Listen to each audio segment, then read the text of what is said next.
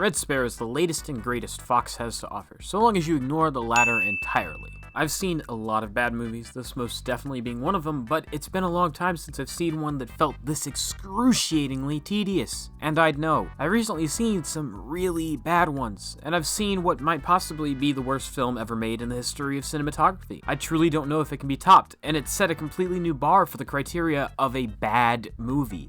But this video isn't about the cinematic monstrosity that is Love on a Leash. This is about a completely different, horrible film. Red Sparrow stars Jennifer Lawrence and Joel Edgerton as spies on opposite sides of a spy war. It's explained rather poorly, and to surmise it all, the movie tells us that the Cold War didn't end.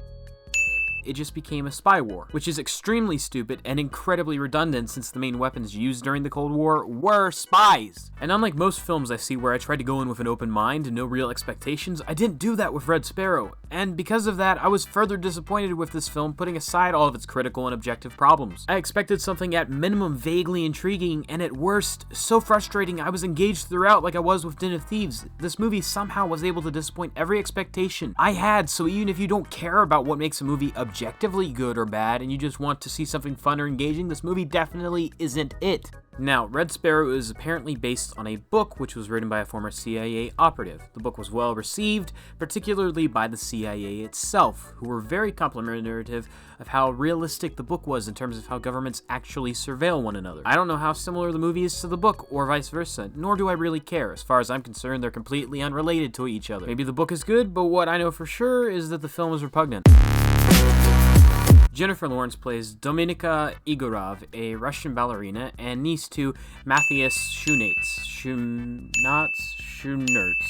This guy's character, Ivan Igorov, who is a high up in the Russian state, and after Dominika gets injured during a performance by the guy who was dancing with her, she's unable to dance anymore. After healing, her uncle visits and says that everything happens because someone wants it to, and hands her a audio recording device from like the 90s or something. It's incredibly out of place, if I'm being honest, since the movie takes place in 2017. On it is a recording of the dancer that hurt her and his presumed girlfriend, urging him to break Dominika's leg during the performance so that his girlfriend can take her place. So naturally, what does she do? She goes and kills both of them in the locker room in a fit of rage later that night. This is the first of many outbursts she has at random points during the movie, all of which result in someone else getting egregiously hurt by her. Ivan then forces Dominika to either get arrested or he'll cover it up if she can steal a phone from a Russian official. She finds him, seduces him, and goes to his room in the hotel with him, and then he attempts to rape her. She notices the curtain is open, and then bam, he's killed by a Russian spy. Once again, her uncle forces her into something, and that's basically how the rest of this film goes. She does what they want, something goes wrong, or she decides to do something else, they force her to do something worse, wash, rinse, repeat. It's incredibly trite. By the time you get to the second hour, you're jealous that you weren't killed in the first act like the other guy. This movie drags on and on and on with situations that make no sense or happen based on a presumed mind-reading skill every character must have in this movie, because it makes no sense why everyone makes such giant leaps in logic. It is absolutely insufferable. This film is vacuous and exhausting to watch, and with the quote-unquote twists the movie tries to throw at you to constantly make you second-guess what's really happening and where Dominika's true allegiance lies, it doesn't even matter. Nearly every subplot is finished well within 10 minutes. If they had decided to cut this movie's runtime down to an hour and 50 minutes, I feel it wouldn't have been as horrible a story as it was. They clearly did not have what they needed to stretch this movie into 2.5 hours.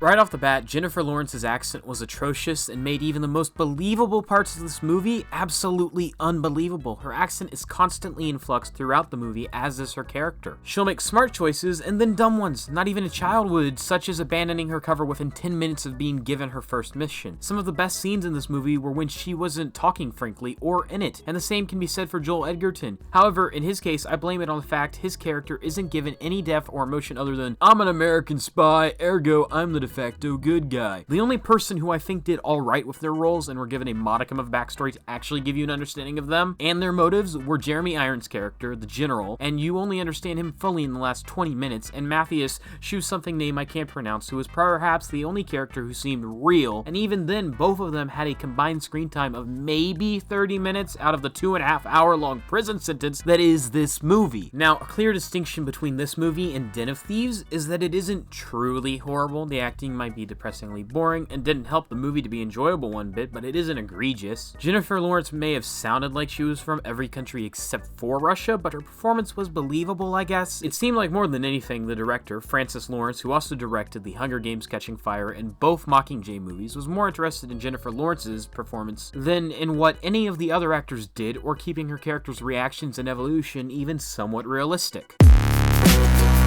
It was fine. It sucks. Red Sparrow absolutely sucks. Its marketing knew it, considering almost every article on it focuses on the nude scenes with Jennifer Lawrence, or how this is a knockoff Black Widow movie, which I assure you it most definitely was not. The combo of unpredictable acting, abysmal character development, and a story that adamantly refuses to interest the viewer is exhausting to say the least. If you want to watch a spy movie, watch something, anything else. Yeah, so I give this movie a 2 out of 10, a D-, a what the fuck with a side of Y. That's really all I have to say on this movie, so please don't waste your money on it, and thank you for watching this video. I know it came out later than expected. I wasn't able to record last week, but I've got plans for upcoming videos, as well as I've created an IMDb list for abbreviated reviews. And I'll update that every time I see a new movie, regardless of if I'm going to make a review on it or not. The link is in the description. And once again, thank you guys for watching. If you enjoyed, make sure to leave a like and comment what you thought of this video, and if you want to see more content like this in the future, make sure to subscribe. As always, I'll see you in the next video. Hey, so I changed some stuff on my Patreon, and some of my rewards have been changed, and one of the new ones is an audible thank you. So, thank you to Patreon supporters Anonymous and Matt Porter. I appreciate it.